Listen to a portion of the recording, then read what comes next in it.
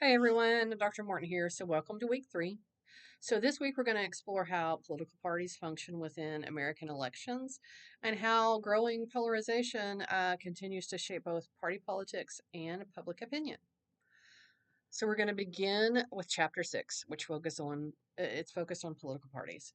So, even though campaigns have become more candidate centered in recent decades, parties still remain like an essential part of our political system, right? They recruit candidates, they raise funds, and they coordinate across like local, state, and national levels to help organize elections. So, in the political parties lecture, you're going to learn how national committees like the DNC and the RNC operate, how state and local party organizations differ, and what roles they play in supporting candidates. So, you're also going to look at party identification. So, this concept it's introduced through the Michigan model, explains how our long term psychological attachment to a party kind of shapes both how we see issues and how we vote. Um, so, the sides reading most political independents actually aren't built on this by showing that very few Americans are truly independent. Most lean toward one party or behave much like partisans, even though they don't identify like as a Democrat or as a Republican. And so the second part of this week kind of focuses on political polarization. So this topic has become central to understanding American politics today, right? You'll read and watch materials that present two major perspectives. Uh, Elite theory, it argues that polarization mainly existed among political leaders and activists, while most Americans remain relatively moderate.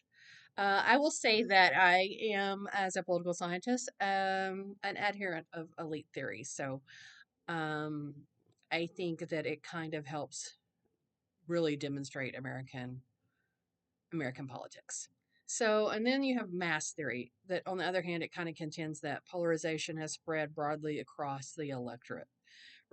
And that reflects a deep ideological division among citizens.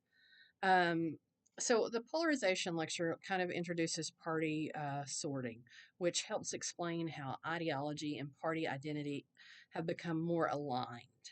So, even if the public isn't truly more polarized, voters are now better sorted, with liberals overwhelmingly identifying as Democrats and conservatives as Republicans.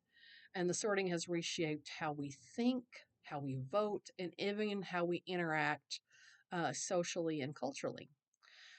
So, in the week discussion, we're going to kind of talk about mass theory versus elite theory of polarization.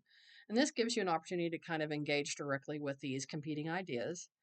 um, Remember to provide your initial post by Thursday and to respond to your peers by Sunday.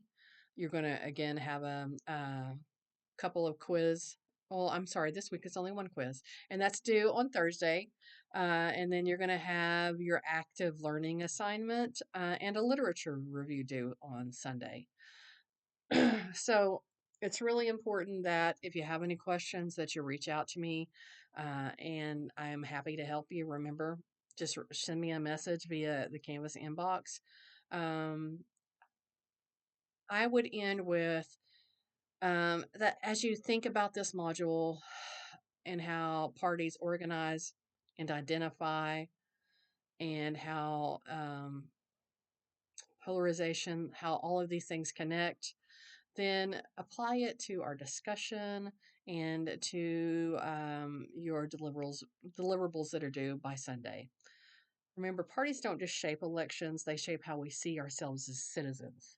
Again, I'm here to help via the Canvas inbox if you have any questions or concerns. Thanks.